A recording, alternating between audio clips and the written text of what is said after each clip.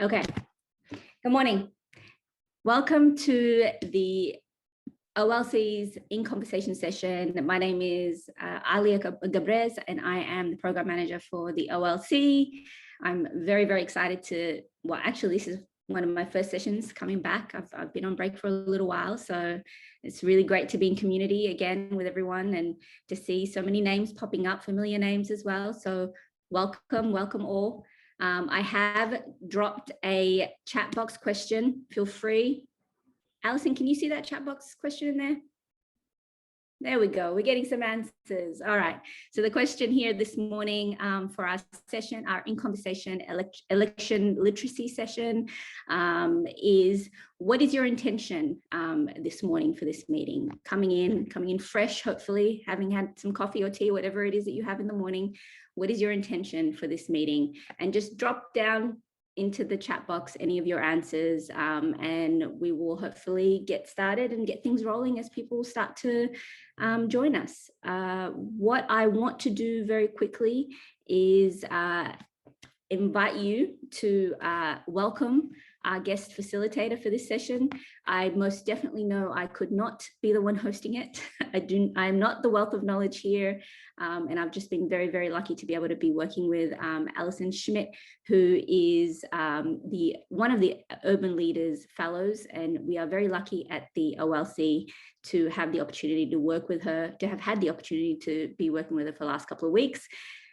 She's just reminded me that she's only got one more week with us. So we will most definitely be trying to get as much information and knowledge from her while we have her. So again, I just want to welcome everyone.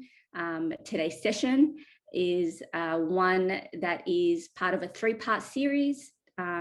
Today's session, the In Conversation election literacy session, will be hosted by Alison. So I will throw over to Alison.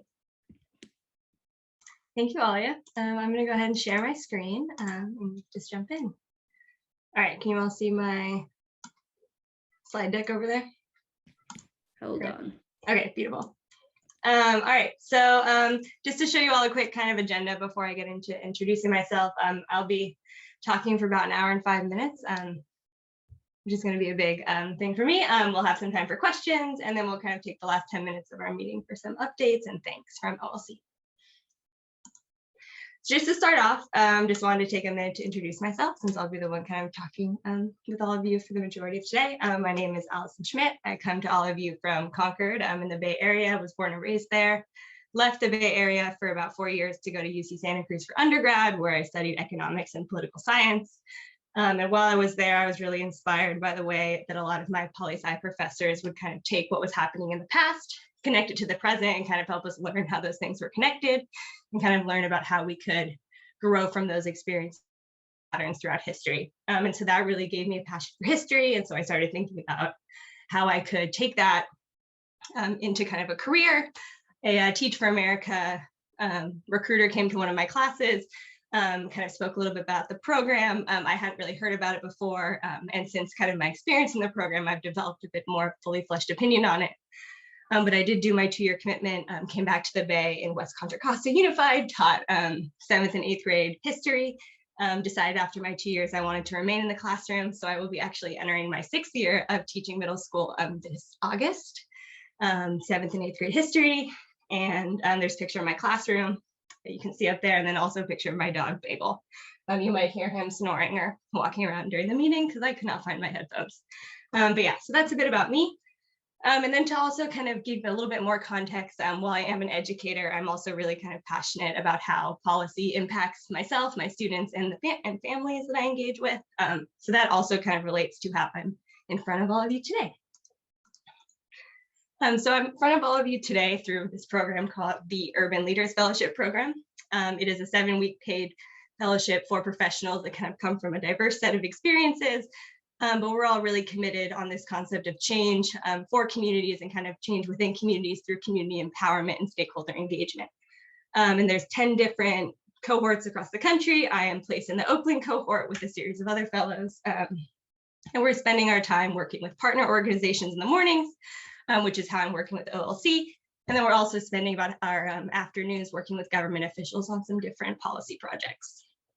So just to give you a little bit of information about my policy project, I'm working in the mayor's office on this program called Trio Plus, which is around creating an affordable housing marketplace for teachers to kind of encourage retention and diversity in Oakland schools. And as a teacher myself, I've seen turnover, especially with COVID and kind of the impacts that it's had. So that's a really exciting project that's also very close to my heart.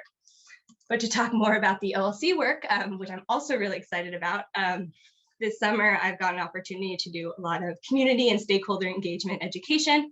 I kind of started off this summer working on this survey, trying to send out to teachers just to kind of figure out how the new elementary curriculum was going, kind of figure out how teachers were feeling about it, what was going well, maybe where support opportunities for OLC were. So we worked on that this summer. Haven't had a lot of responses yet, but it's summer, so excited about bringing that out in the fall. Also been doing a lot of work on this forum alongside Alia, which has been really awesome, kind of diving into literacy, learning a lot about Oakland literacy and learning a lot about kind of more about the school board and kind of elections in Oakland. Because while I am an Oakland resident, I tend to be a little bit more engaged in the school board in my home district where I teach. And then also I've been working on some explainers to kind of provide information about some of the work OLC does around all sorts of things and kind of send that out to the community. So you may see a few explainers coming out, hopefully in the next week, kind of related to this forum and some of the information we're sharing today. So with that, all of the kind of general stuff, now I want to dive into kind of what I'm here to talk about with all of you today. So there's really kind of three kind of boxes of things we're going to discuss.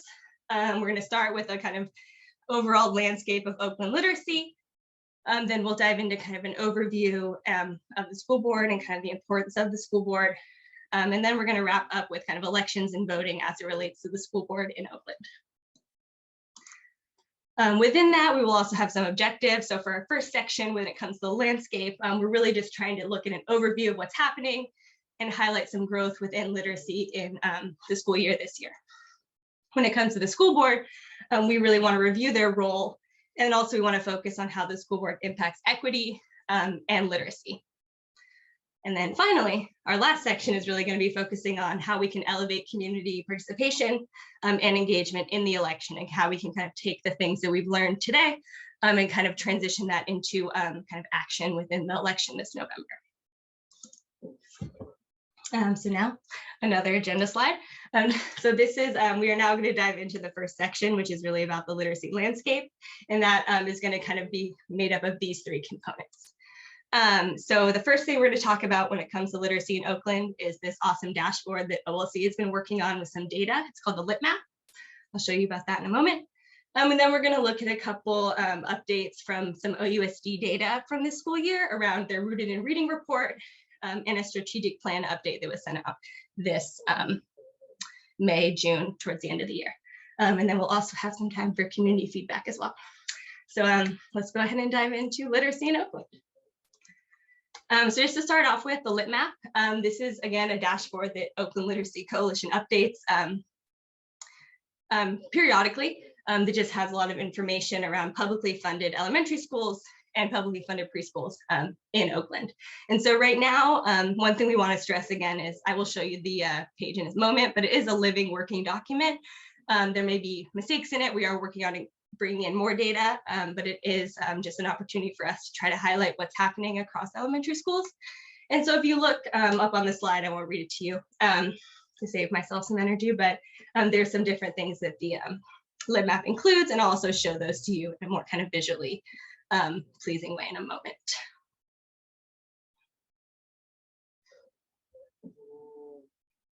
One thing I do want to highlight as well is, in a moment when we look at the Lit Map, you'll see that one section it talks about is OLC member organizations.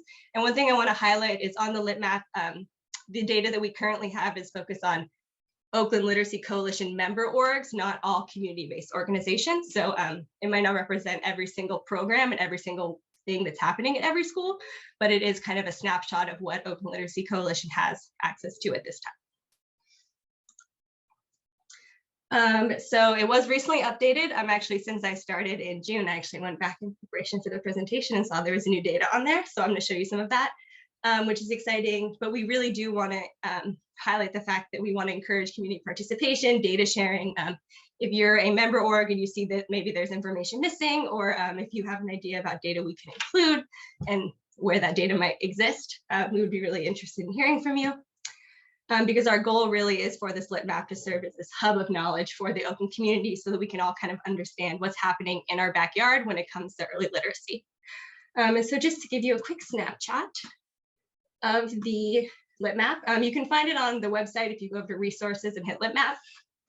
But if you go down here, give it a moment to load, you'll see that it has kind of the list of schools and they're kind of different colors. But what's really exciting is if you click on a school, whether you click on it on the map or you select a school from here. So let's just say we select 21st Street YMCA. Give it a moment to load, hopefully. Oh, well, maybe I chose one that didn't exist. Okay, here. So if we choose the school Piedmont, we see that it tells us this awesome breakdown of information. We see some proficiency growth, which I will actually explain to you what all of that means later. We also see some demographic information, and we also see how many community partner orgs are there, as well as the names of those. So again, just a cool opportunity for us to kind of see what's happening throughout early childhood education and elementary school education when it comes to literacy in Oakland. All right. So with that, that is again just kind of Oakland Literacy Coalition's kind of current status of like the data that we have and kind of the data that we have been looking at. Now we're going to look at a little bit more stuff that's from OUSD from this school year.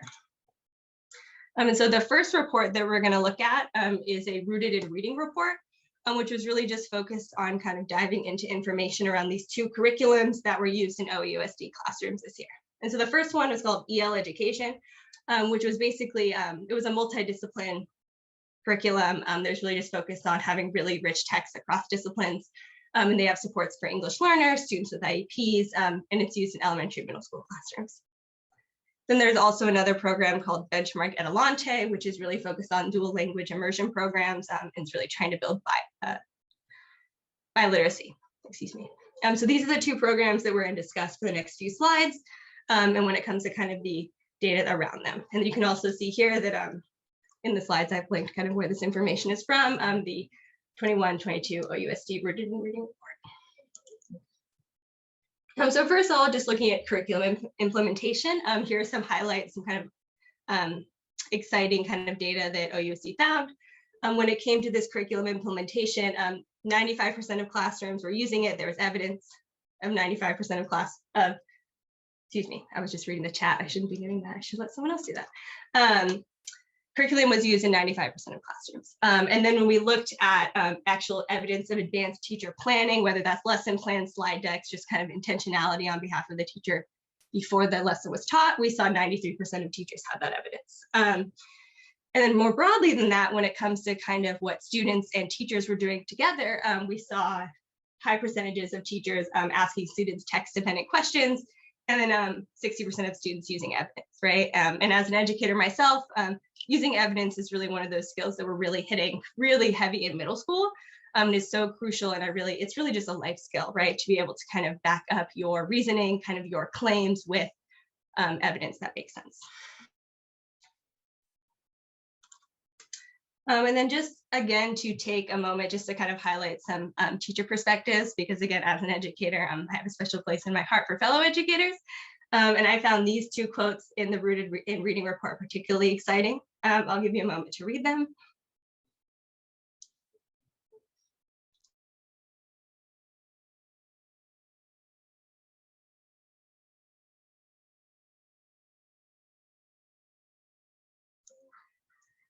So one thing that kind of excited me about these quotes, and also maybe to give context to some of us who maybe don't know all of the buzzwords in education, we think about the word rigor, right? That's really difficulty level and our students being challenged. And so we see that students are being challenged, that's exciting, but also if we're going to challenge students, we need to make sure that we're scaffolding work, which really means that we're meeting the students where they're at, we're giving them the supports they need.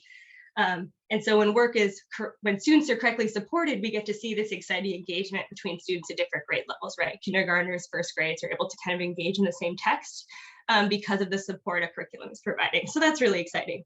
And then on the other side, we're just seeing thoughts about critical thinking, using evidence, which are also very important skills throughout a student's educational experience. So very exciting. And then just to kind of wrap up the Rooted in Reading report, after OUSD kind of collected all of this data, they had a series of commitments that they kind of made based on what they saw. And so I just wanted to highlight 4 that I felt kind of particularly spoke to OLC's kind of mission and kind of the role that OLC plays in literacy at Oakland. So first one was, again, providing training and coaching and support to every literacy teacher in grades K through 5. Even as a middle school teacher, my understanding is every teacher is a literacy educator, so we really can be providing those supports there. Also growing the scope and impact of community-based tutoring, deepening partnerships with after-school and community-based orgs as a coalition of community-based orgs. I think this is exciting as well, because we can see that there's opportunities for us to do further engagement with the district. And then also just for kind of general information, we see that OUSD is committed to continuing to use these curriculums. And so kind of how can OLC as an organization, or kind of how can our coalition kind of work to support the use of those curriculums? And also how can we support data use for making the best decision for kids? And kind of what data does OLC have? What conversations around data sharing can we as a community have to kind of support this work in OUSD? And so those were particularly exciting. And that kind of wraps up the first report that I was going to show you about those 2 particular curriculums. And now I actually want to dive into another 2 programs, but these are actually a little bit more focused on kind of reading specifically. We're actually going to get an opportunity to see some kind of achievement data and growth that we can kind of capture within these 2 programs. So the first program is called iReady. And so essentially, this is just a assessment that students take 3 times a year that gives kind of gives their grade level performance. Are they below grade level? Are they early grade level? Are they above grade level, et cetera? And so students take that 3 times throughout the year, and you can kind of assess how students are improving in their reading. And ideally, they're ending like 8th grade at a above 8th grade reading level, right? So they're prepared to go into 9th grade. That's kind of the process that teachers use to understand that data. And then we also have this other program called SIPS, which is Systematic Instruction in Phonological Awareness, Phonics, and Sight Words. And essentially, this is just an early literacy curriculum that is used to kind of teach kids those foundational skills around learning how to read. Can they identify letters? Can they identify sounds? How do they put those things together? And so iReady is used throughout the grades, like all the way from kindergarten through 12th, at least from my understanding. SIPS is really more focused on early education. So just to kind of create the difference between those 2, that's kind of the critical difference there.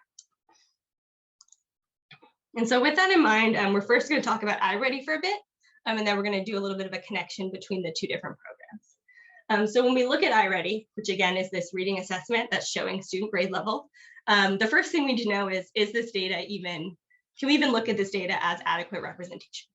And based on student performance, we're seeing there's an average of 95% participation. So this data is encouraging. We can look at it and kind of use it as a reasonable method of looking at growth. However, also to highlight, there are still some kind of discrepancies along participation when it comes to students with IEPs and African-American students. So really thinking about encouraging the participation of our more disadvantaged students in these assessments is also really important, because we want to capture that data as well. Within that, so the next series of slides are just going to take kind of the reading growth that students experienced over the 2021 school year, and I'll kind of break this down for you just a little bit. But looking at iReady, students were assessed at the beginning of the year, and then this is going to see how they did at the end of the year. So the kind of top information for kinder 1st and 2nd grade, that is highlighting how many students started the year at mid or above grade level and then ended the year at mid or above grade level. So we're seeing about like a 15 to 20% increase of students that are ending the year above grade level. And then if we look down at the large red data set, right, that is showing us how many students are decreasing in the below grade level categories, right? So we're seeing that from 58% of kindergartners reading below grade level, we went to 29%, right? And obviously we want that to be 0, but we're still seeing that kind of steady growth. And the 1st grade one is actually particularly exciting. We're seeing only 8.1% of kids are 2 grade levels below, right? But that also is not capturing necessarily how many are still reading in kindergarten. But again, this kind of shows how students are growing. And we also see something similar in the upper grades. But one thing I wanted to highlight here is that you can kind of see that the improvement and the growth does kind of start to taper off as students enter 4th and 5th grade, which really also kind of highlights an element of kind of Oakland Literacy Coalition's mission and kind of a real focus that we are putting on the importance of early childhood literacy and really getting kids the critical skills they need by 3rd grade. Because even as a middle school teacher, my kind of understanding is that at a certain point in elementary school, students are shifting from learning how to read to reading to learn. And if they're not able to kind of use those skills to understand the text, whether it's in math, science, history, right, they're not really going to be able to engage in those things and learn from those opportunities. So really highlighting the importance of kind of hitting those supports and skills by 3rd grade is backed up on this data as well. Okay, so we just took some time to look at iReady, and now we're going to switch a little bit to SIPs. So I know we're going back and forth, but just a reminder, SIPs is those foundational reading skills that kids are getting in early grades. This was a particularly exciting piece of data that OUSD highlighted, is when we're looking at kindergartners leaving kindergarten, how many of them know 20 more letters, right? And there's 26 letters in the alphabet, right? So how many of them know the majority of the alphabet? And we're seeing that about 86% of kids left kindergarten with that skill. It's also particularly exciting that African-American kindergartners were almost at the average. So that kind of shows a general kind of increase in racial parity when it comes to this skill. But we're still seeing that Latinx kindergartners are performing a little bit below. So definitely an opportunity to kind of grow supports there. But we're seeing that kindergartners are overwhelmingly, or at least the majority, are leaving with those skills they need to kind of start putting letters into words and learning to read more in 1st grade. So we looked at iReady, we looked at SIPs. Now we're going to talk a little bit about how they're connected and how this is kind of an exciting opportunity to show how these programs are both benefiting literacy growth in Oakland. So when we look at SIPs, one element of SIPs are these mastery tests. And basically what this mastery test is doing within SIPs is it's saying, okay, a child was taught this foundational reading skill. And as a middle school teacher, I can't necessarily give you the best example, but they're learning a phonics skill, they're learning a decoding of language skill. A mastery test is then assessing, does the kid know how to do that thing they were taught? And some data that OUSD collected was when students were passing more of those mastery tests, when students were proving, I know more of these foundational reading skills, they were also growing more on their iReady performance. And so we're seeing this clear connection between those foundational reading skills and then growing in grade level performance. And as these two curriculums are kind of separate curriculums that we're not like, don't exist like within the same kind of universe, right? They're made by different people.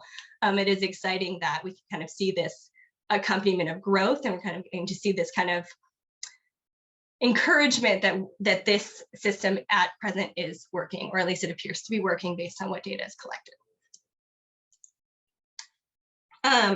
So having some thoughts about SIPs and iReady more generally across the district. Another thing that OUSD highlighted in their strategic plan update was some kind of schools that were doing particularly well. And so we're gonna look at 9 different schools within a couple categories that did particularly well. And so one category where a lot of schools showed growth was in this knowing 20 or more letters, which we kind of showed the general average growth around OUSD for, but now looking at school specific data. And we're seeing that these 3 schools were the top 3 schools when it came to percentage growth across kids starting school knowing their letters and graduating kindergarten knowing their letters.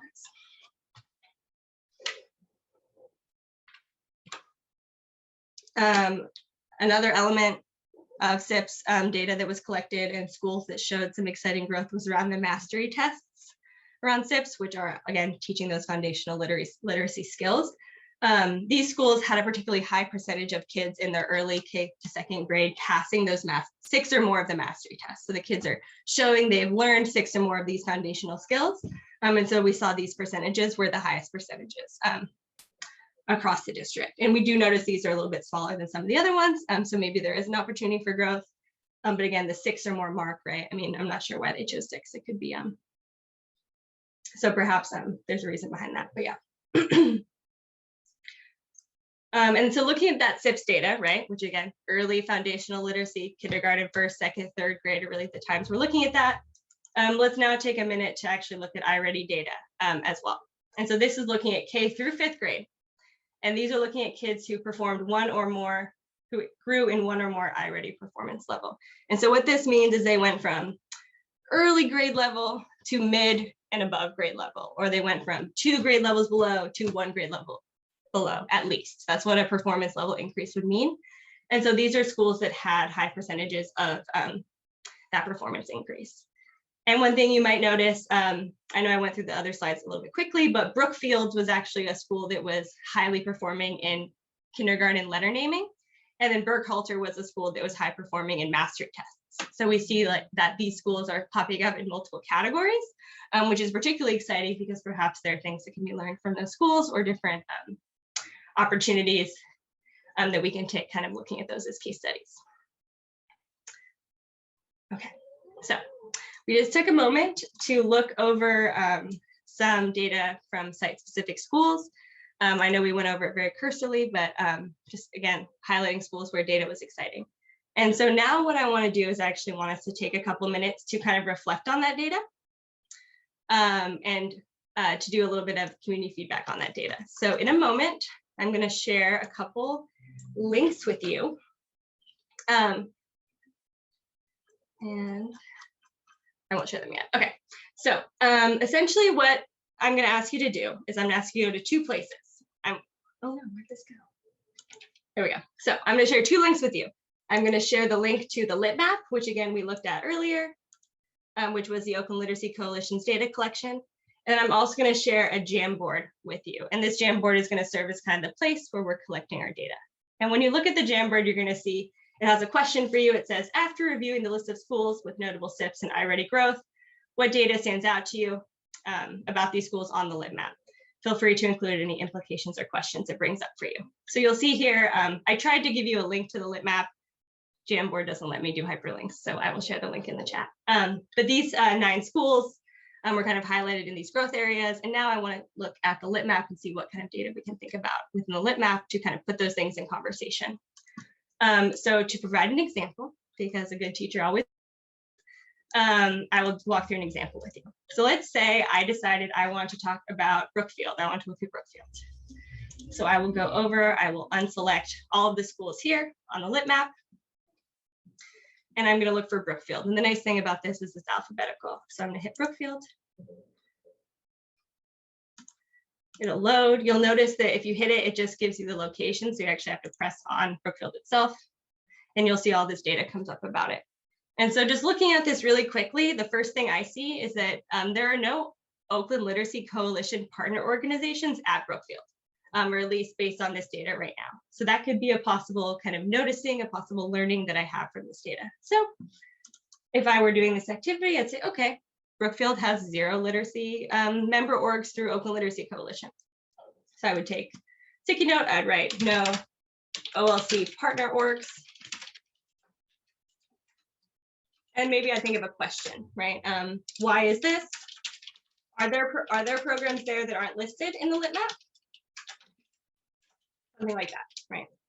And I could take this little sticky note and I'll put it over on top of Brookfield. And basically the reason we're asking you to do this is so that we can go back later and look at all the wonderful thoughts and ideas that you kind of collected in this section. And I would just place it over. And I want to note too, you can minimize the sticky note and make it really tiny just for the sake of there being like 15, 30 people on this Jamboard, because we can make it larger and we can go back and look at it later. So feel free to just do it like that. So that was a lot of talking. I'm now going to share a couple links with you. Okay. The first link is to the Jamboard. The second is the lit map.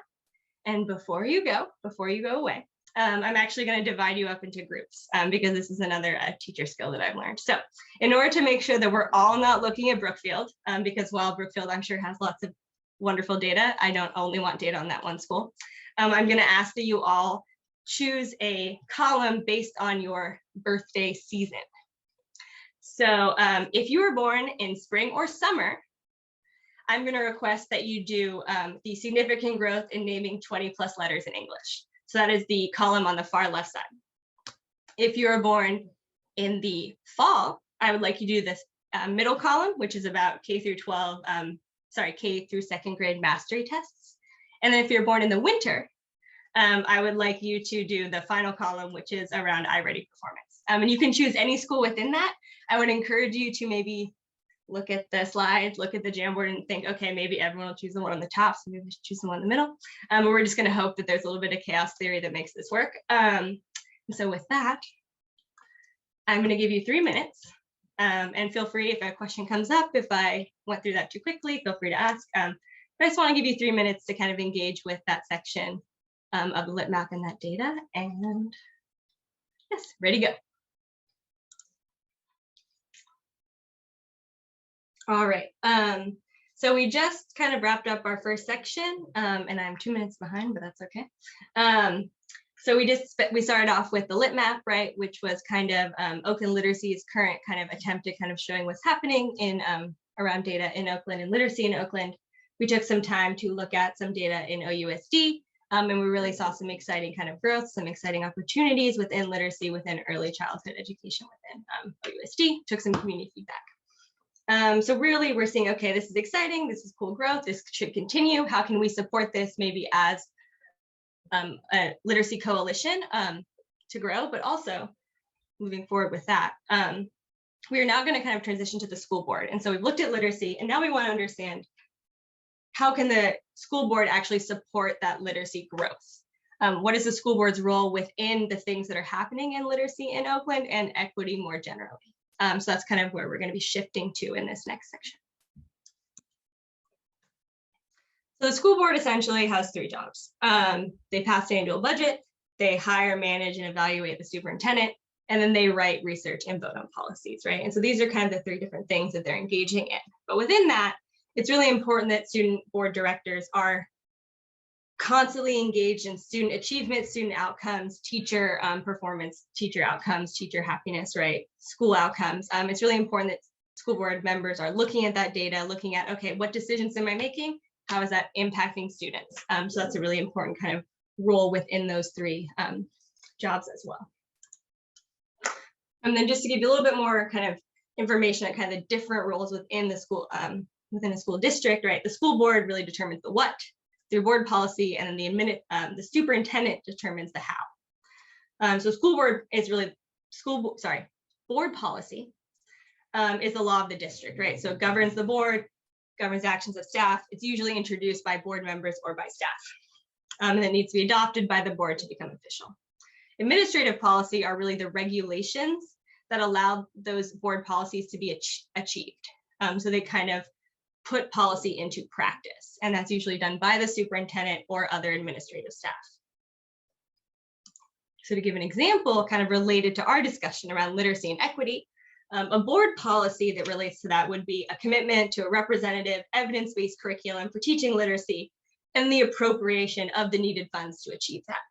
And that would be what the school board would do. And then it would be handed off to kind of the administrative policy section, where the logistics of that curriculum would be kind of thought through. That could include maybe managing a curriculum pilot or organizing professional development for teachers, things like that.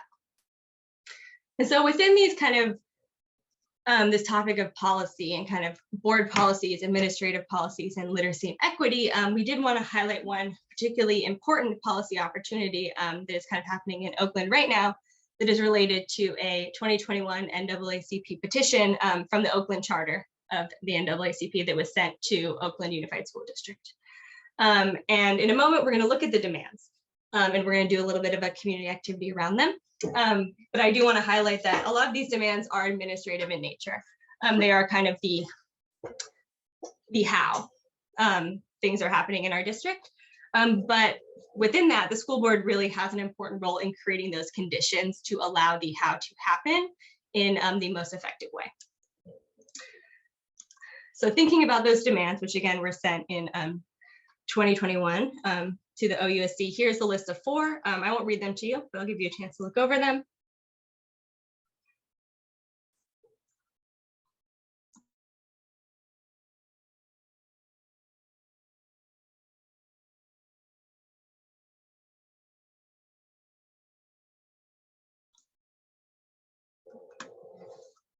So those are the first 4 demands that were within the petition.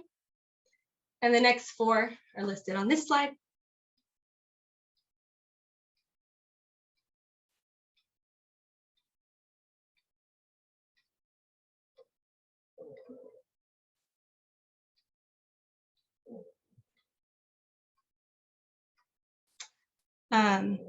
And so those were kind of the list of demands that were sent to the district. And so within that, we're actually now going to take about 5 minutes to do another kind of community engagement activity with that same Jamboard that I sent you, but a different page. And so the activity we're going to do next is actually going to be very similar to an activity that was done with school board members by stakeholders of the petition.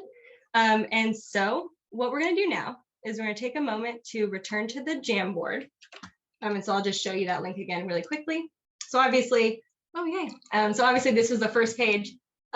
You will move to page 2 on the Jamboard, which you do by selecting the buttons up here, and you'll see, okay, on this page, all 8 of those demands are listed again. I've also included another box where if you want to kind of leave any additional thoughts or comments that maybe don't fit into each category. But essentially what we're going to be asking you to do for the next 5 minutes is to look over these different demands and choose maybe the 3 to 4 that you feel like are the biggest priority. And the way that you would mark that is you just hit sticky note. You can choose any color you want. I want to highlight, there's lots of options. Hit 1, and then you can move 1 over to whichever one you feel like is like your first priority. And you can put 2 on whichever one after that, 3. And if maybe you only have 3, that's fine. If you want to include 4, that's fine as well. Just kind of looking to see where our community falls like within these demands and what kind of priorities we as a coalition might want to highlight moving forward, especially as it relates to requests we have for candidates in the election. So with that, I will share the Jamboard with you again. And again, please go to, oops, ignore the link map. Sorry, I didn't mean to share that link. Just hit the first link on the Jamboard. It'll take you to page 2. And I'm going to give you about 5 minutes to just go through and kind of think about which 3 or 4 of these you feel are your highest priority. And again, if you want to include any narrative, feel free. We're really just excited to kind of engage our community in this conversation further. So I'm going to put 5 minutes on the timer, and I will see you all back at 10:19. All right, thank you all for taking the time to engage in that. Really appreciate it. I'm really looking forward to, I should remember to mute that. I'm really looking forward to going through that and looking at it later. And yeah, thank you. So moving forward, so we just took a moment to kind of look at one particular kind of policy opportunity when it comes to kind of literacy and equity in OUSD. And now I just want to take some time to talk about equity a little bit more generally. And before I do that, I again want to highlight, while a lot of what happens in our schools is administrative policy, the board really has a powerful role in implementing structures that are evidence-based and resource-rich for students and teachers, right? The board really needs to ensure that the administrators are given the tools they need to ensure that student outcomes are improving. And within that, something that came up when I was talking with stakeholders that I found really powerful that I wanted to take a moment to share with all of you around equity, literacy in the school board is that literacy is really deeply rooted as kind of in the health of a school. And literacy is so connected to student performance, student efficacy in the classroom. Do students want to come to school? Do they feel successful? Which then is related to family satisfaction, right? If a student's attitude at school, a student's performance then affects families. And family satisfaction is deeply rooted in enrollment, whether that's kids transferring out of the district, kids transferring to charter schools, whether that is simply children not showing up to school because they don't feel that they're benefiting from it and they don't feel engaged. We really can see enrollment go down when students don't have that literacy, which then of course leads to school closures, which I know is something that's a big topic in Oakland right now. And this is just something that I wanted to take a moment to share with all of you as well when we're thinking about equity, literacy, and the school board. And so within that, we wanted to take another moment to do a quick poll on a couple different things around the school board and kind of thinking about what priorities we might have for the school board based on what we've talked about so far, or kind of what professional development you think might be valuable for the school board as well. So I'm going to turn it over to Alia really quickly to do that. Okay, I'm just going to quickly launch this poll. It is one question at the moment that we're asking. In your opinion, what should incoming OUSD board members prioritize? And it's a multiple choice question, so just take a quick moment to take a look at that.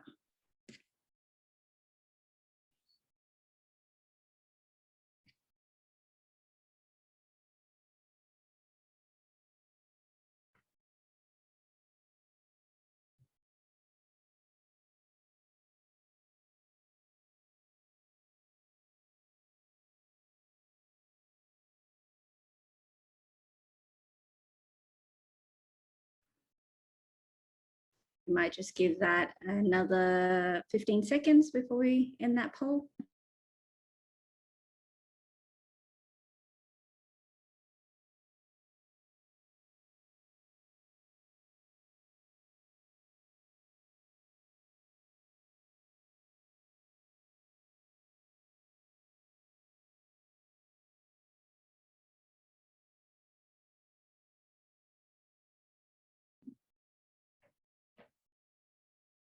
Okay, thank you, everyone.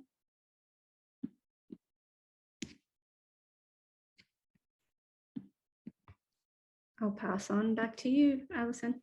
All right, thank you. So kind of continuing on with the next few slides are going to include a little bit more kind of perspective that I gained from conversations I had with stakeholders around like equity and literacy in Oakland. There we go. So when I was speaking to people about this, because, you know, while I'm a resident of Oakland, I've been doing a lot of learning this summer and really trying to learn from the people who are the experts in this community. And so some questions that came up with stakeholders when we were kind of having discussions around literacy, equity, and the school board's role within that. These are some of the questions that they had around kind of specifics around school board roles. What is the school board members' plan for improving student literacy? What is their plan B if their original plan is unsuccessful? Another question is the plan viable? What district approved tools do you have at your disposal that can prove to reach those goals that you want to make, right? So it's really ensuring that, so these questions are really getting to, do our school board members have research-based tools and clear plans that kind of highlight what tools will be used in what processes to achieve the outcomes they want? And a little bit more broadly than that as well, thinking about the structures that are implemented within a school district and how that really affects a lot of the administrative policies.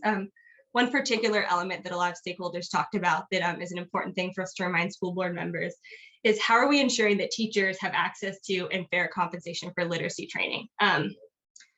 How are we working with OEA? How are the school board kind of working within the teacher contract to ensure that what they want from teachers can actually be done within teachers' reasonable working hours? And as a teacher myself, this question is very close to my heart, and someone else said this question. It is something that was brought to me, but I just find it really powerful and really important because we want to make sure that we are creating sustainable systems for our educators, because if our educators are not living sustainably, that really will impact our students as well. Okay. So moving from the school board importance, so we started off with the current status of literacy, and then we kind of looked at the role of the school board within literacy and equity.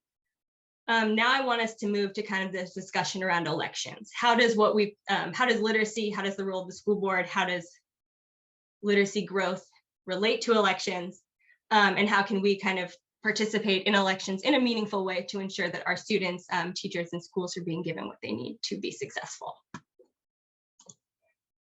So I just want to start with a little bit of data. I'm a very data-driven person, so this is kind of how I like to start when we think about elections. And what a lot of data around elections really shows us is that school board elections should be important and highly contested elections, but they aren't always necessarily, right? And a lot of data shows us that turnout rates for school board elections usually fall between 5 to 10%. And in LA County, which actually houses one of the largest school districts, LA Unified, in the country, only 8.7% of voters actually showed up in 2019. And even further than that, if we're looking at the people that are running for school board, there's only about a 1.9 per seat ratio, according to Ballotpedia in 2016.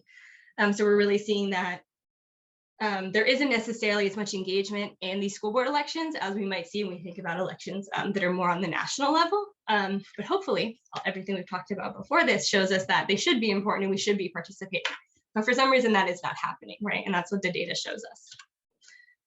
To bring it a little bit closer to home, looking at the general election results from the 2020 Alameda County, looking at school board, no school board candidate that actually won in 2020 won 50% of the vote.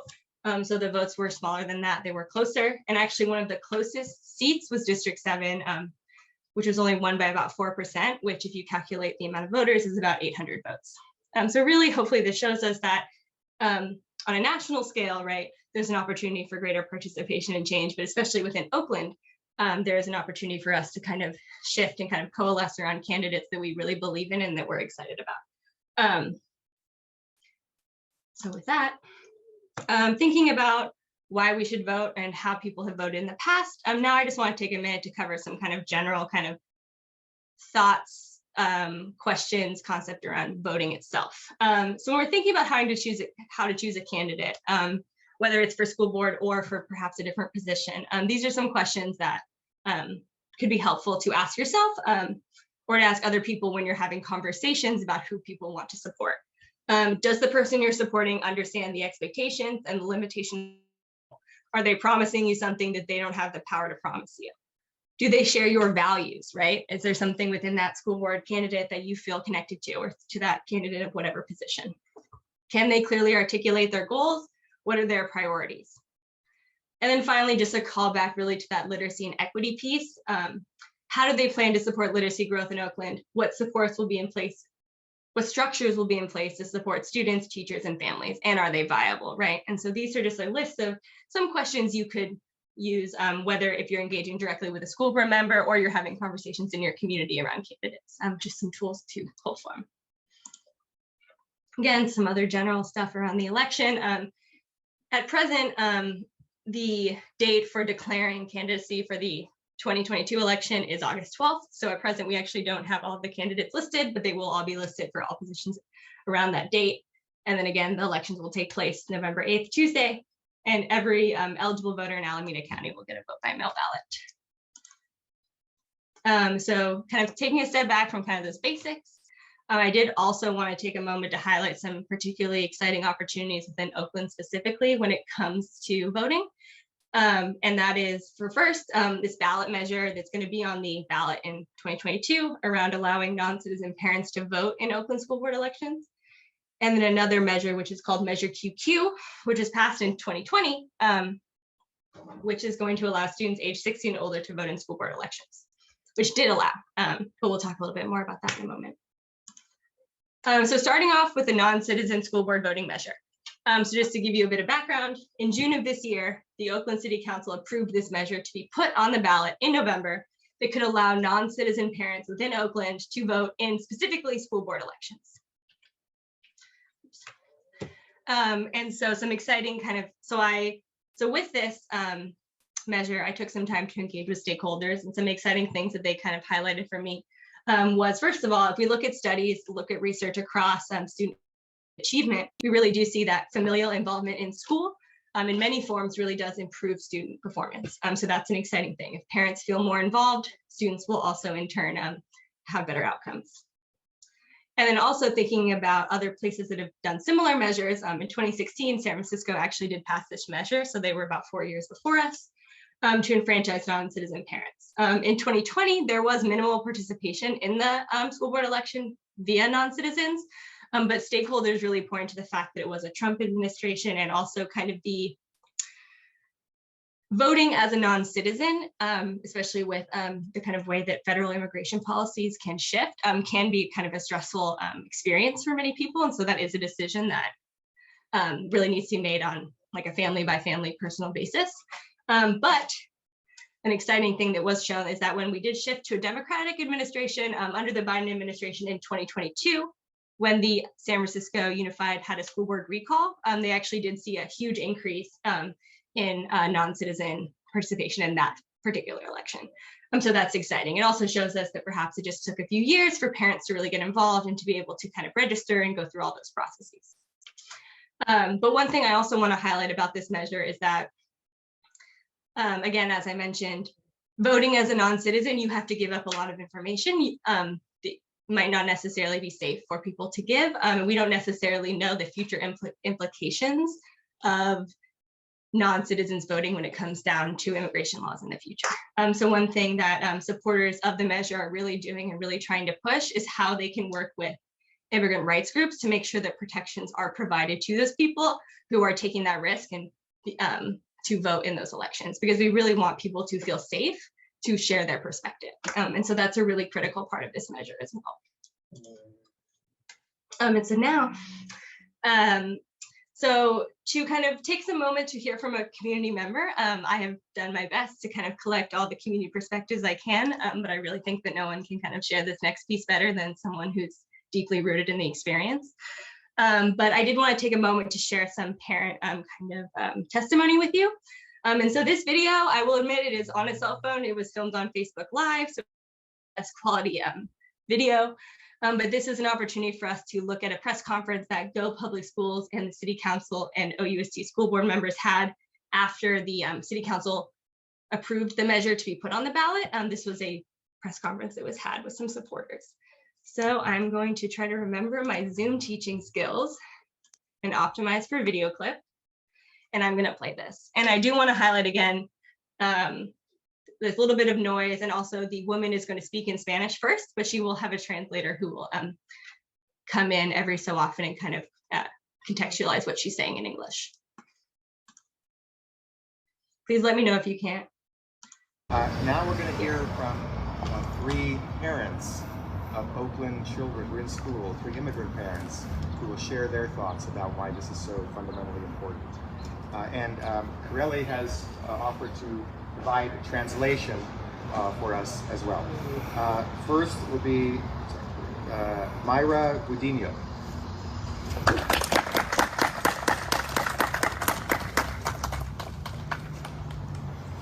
Mi nombre es Mayra Gudino. He sido residente de Oakland durante 14 años y tengo 3 hijos en la escuela pública de Oakland. Estoy aquí para pedir su apoyo a los padres no ciudadanos de Oakland y pedirles que ayuden a otorgar a todos los padres el derecho a votar en las elecciones de la Junta Escolar.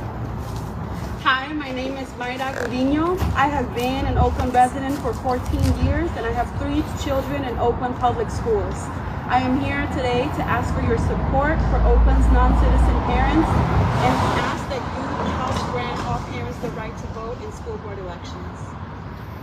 Soy miembro del SSC de la escuela. He estado participando como padre líder de la escuela de mis hijos durante 4 años y sé por experiencia personal las necesidades y luchas que sufren muchas escuelas en nuestro distrito. Nuestros niños están luchando más allá de lo académico.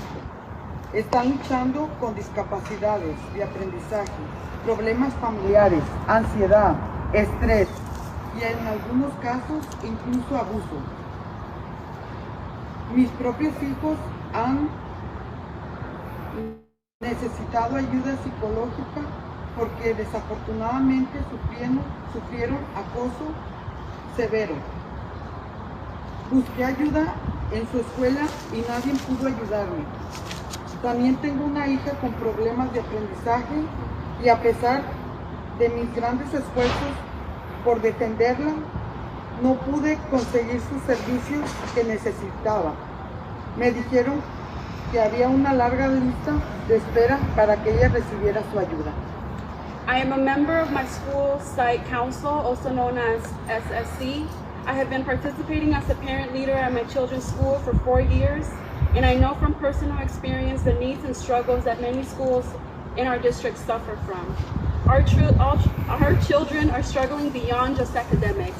They're struggling with learning disabilities, family problems, anxiety, stress, and in some instances, even abuse. My own children have been in need of psychological help because unfortunately they experience severe bullying. I sought help at their schools and no one could help me. I also have a daughter with learning disabilities, and despite my efforts in advocating for her, I wasn't able to get her the services she needed. I was told there was a long wait list for her to receive help. Nadie está sugiriendo que con el derecho del voto todos los problemas educativos de mis hijos desaparecerán. Sé que mis hijos no se convertirán en mejores lectores de la noche a la mañana, solo porque de repente tengo la capacidad de votar por mi representante en la Junta Escolar. Lo que sí espero es dejar de ser invisible. Más importante aún, mis hijos dejarán de ser invisibles. Quiero que nos den la oportunidad de votar en las elecciones de la Junta Escolar. De esa manera se puede escuchar nuestras preocupaciones. Si eres padre, Sabes cuánto lucho por un hijo. Solo necesito herramientas para que me ayuden a seguir luchando. Gracias. No one is suggesting that the right to vote, that with the right to vote, all of my children's educational problems will go away. I know my children won't become stronger readers overnight just because I suddenly have the ability to cast a vote for my board representative. What I do hope is that I will stop being invisible. More importantly, my children will stop being invisible. I want us to be given the chance to vote in school board elections. That way our concerns can be heard. If you are a parent, you know how much one fights for their child. I just need one more tool to help me keep fighting. Gracias. All right, I'm gonna unoptimize for video clip. All right, thank you all for taking the moment to listen to that with me. One other thing I want to do as well is if you are interested in learning more about how you could support, or actually, yeah, thank you for sharing that, Jasmine. Yeah, I mean, very eloquent, very brave, right? That's a lot of speaking to do about your very close-knit experiences about your kids, right? So wish we could have had one of them here to speak with us, but hoping that we can have one in future, and maybe a future forum that we discuss. But again, to get back to any way that you might like to possibly engage with us in the future or learn more, I did want to share a Google Doc link that will essentially allow you to sign up and get some more information from some of the stakeholders that are supporting this petition, or sorry, this measure. So there's that for you. And so we just took a couple minutes to talk about the non-citizen voting measure. And now we want to talk about another exciting opportunity in Oakland that actually occurred in 2020.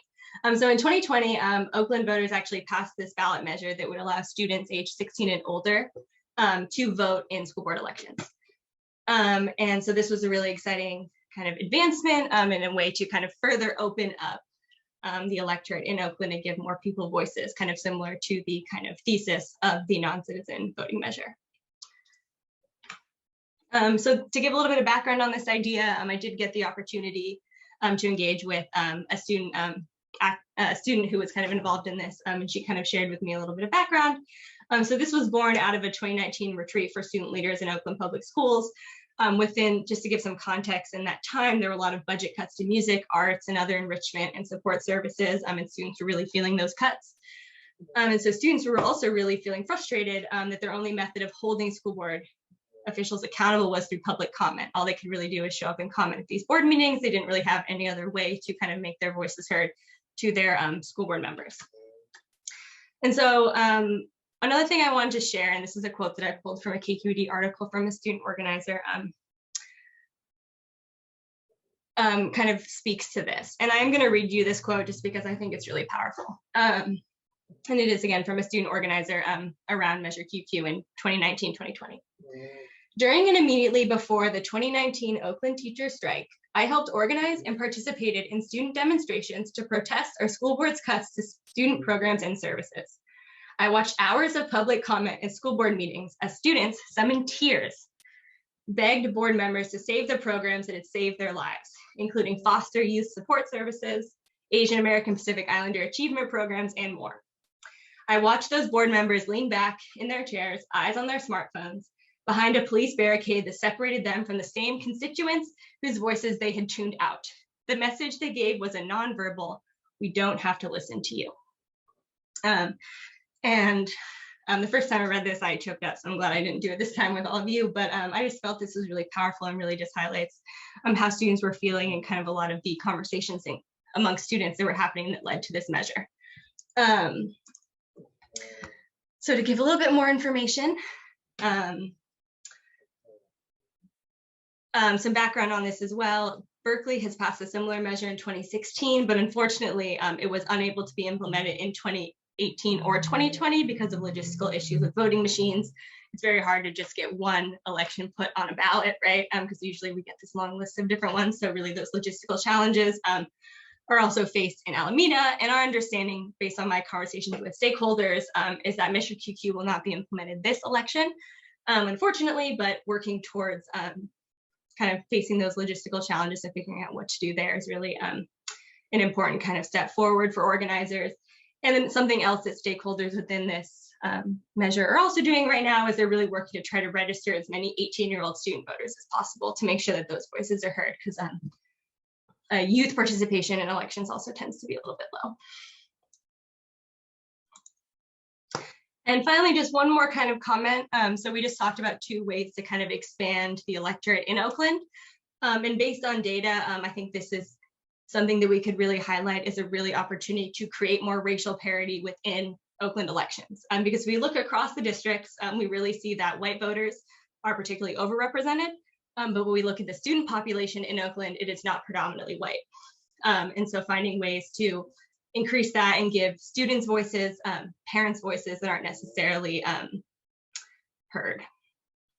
And for example, I mean, I personally live in Oakland. I'm a voter in Oakland School Board Elections. I do not have a student in Oakland, right? And so thinking about how can we expand that? Yeah, and so with that, that is all I have for you today. I just really want to thank you for kind of journeying through this experience. Alia is going to wrap it up, but just for one kind of last comment, just to kind of remind us where we started and where we are. We looked at literacy in Oakland, looked at some really awesome growth, some things that are happening, took some time to talk about kind of how the school board played a role within that and within equity. And then we kind of turned to the election and said, okay, what are some actionable steps that we can take from this information as a community, and how can we kind of move forward and ensure that students have equitable outcomes across education in Oakland. So thank you so much for listening and for coming and engaging in this very important conversation. And I will turn it back over to Alia. Okay. Thank you so much, Alison. I might just ask you to stop sharing your screen. Thank you. Thank you.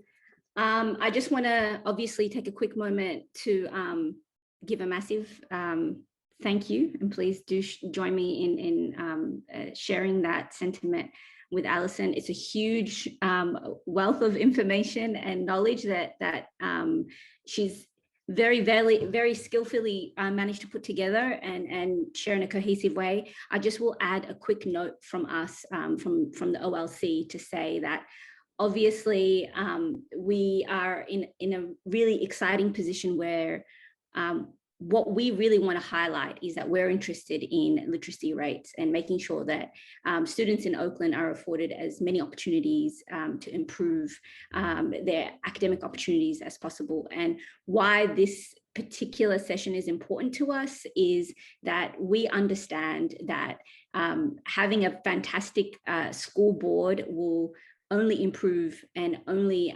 increase those opportunities. And so we're, again, very lucky to be in a position where we can actually program ahead of the November election and make sure that we're working with our community leaders and community members and stakeholders to make sure that we can provide as much information as possible and bring in folks like Alison, and hopefully there will be more in the coming 2 months. So August and September, we will continue to focus on school board elections, looking at the conversation from different angles. So I just want to make sure that we take a moment to just highlight that point, to say that though we're all here and interested in literacy, there is a very clear tie between school board elections, making sure that we have the best turnout possible, make sure that we all feel mobilized, regardless of who you're voting for, so that we can be in a position to support our students. So with that said, we do have some time for questions before I transition on to some information that we want to share with you all from the OLC. So if there are any questions, I'm not actually looking at the chat, so let me just do that. Please do take a moment to drop them down in the chat box. We will be following up with everyone. Obviously, we have your email and your information. We'll send across these resources and links so that you can take some time and go through that information at your own pace. While we're actually maybe waiting for questions to come in, Alison, I might just go ahead and, oh, is that one? Oh, we do have a question. So I might are you comfortable to just kind of go through those? Or, yeah. Yeah. So I see there's one around educate the public on how to have financial literacy. So I'm assuming this is around financial literacy, like for the district, or like personal financial literacy. I'm not sure, but I will say that in regards to like student literacy, I know, or student financial literacy, I know that's something that personally I missed in my education. And I don't think there's been a huge push to kind of increase that. But when it comes to school board like literacy, I do know that school board members have kind of expressed feelings that they feel that the public doesn't necessarily understand how it works. And I think that we can kind of speak to that for kind of any situation, unless you're kind of looking at the budget kind of deep in the weeds, you might not understand all the specifics. But I do think that engaging the public within discussions on how the budget works and kind of how those trade-offs happen is definitely something that's really important, and something that maybe we should be asking of our school board or from community members, but it's not necessarily my area of expertise. I have also just dropped in the chat box, folks, our session survey. Please do take a quick moment. I know that people are starting to head off, but before you do, please do take a moment to go through that survey there. This is our opportunity to continue to kind of bring really exciting presenters and topics and ideas to you all. So please take a moment to take a look at that. So I don't really see any other questions at the moment, but I see one more. Do you know if the recently increased school funding from the state will aid in helping fund more training for K-5 teachers? So I have not really dug directly a lot into kind of the OUSD budget that's upcoming. I do know they're making a lot of decisions right now, and I do know there was some COVID relief funding, but I cannot. My research did not necessarily fall within that scope, but that is an excellent question that could likely be found with diving deeper kind of into the maybe some reporting around the budget that's coming out, because I know they're making those decisions over the summer. Okay. I will, obviously I'm here doing some of the meeting administration between these questions, so bear with me, keep writing, sending through your questions, and I'll come in with my admin info. So again, I am sharing a link here in the chat box with you all. Obviously, we have our exciting upcoming symposium that's coming up on the 12th, 13th, and 14th of October, the Literacy and Justice for All Symposium. It's our second annual symposium, and this year it's a hybrid. So it will be virtual and in person. So just before we get back to the next question, I want to make sure that folks do remember to register. Please take a look at that. I've just dropped the link in the chat box, and we will be actually sharing some of our speakers and some of our sessions in the coming weeks. So please look out for that. Looks like we have a question for you there, Alison. OUSD candidate forums.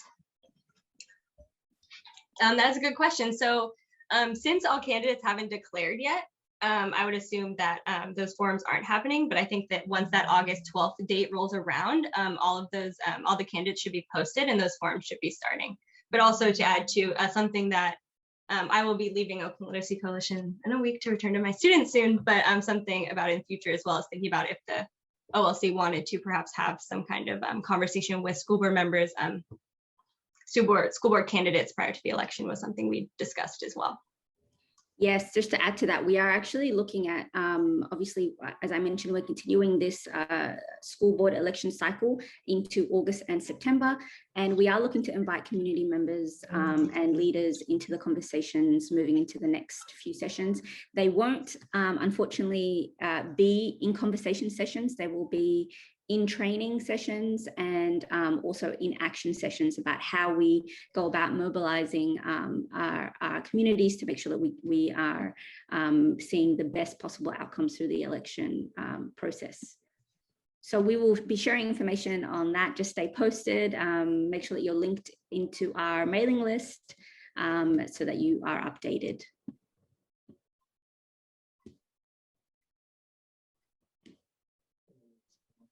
Okay, well,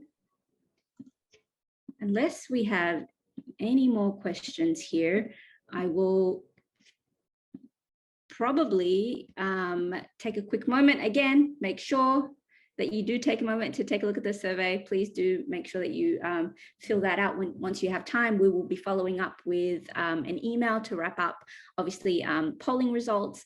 We really appreciate the great exercises and your thoughts and ideas over this session. We'll be wrapping up all of that information and sending it out through email in the coming days. And before we do wrap up today, I just want to make sure that we say again a big thank you to Alison. And those students are very lucky. We want to acknowledge that you've taken your summer break to spend time with the OLC, and we really do appreciate that. Again, folks, please make sure that you do sign up to our mailing list, and we will be sending out some exciting topics, themes, folks that we hope to bring to you, co-facilitators that we hope to be sharing with you all. And with that, we will say enjoy the rest of your morning, and thank you so much for joining us. That's it.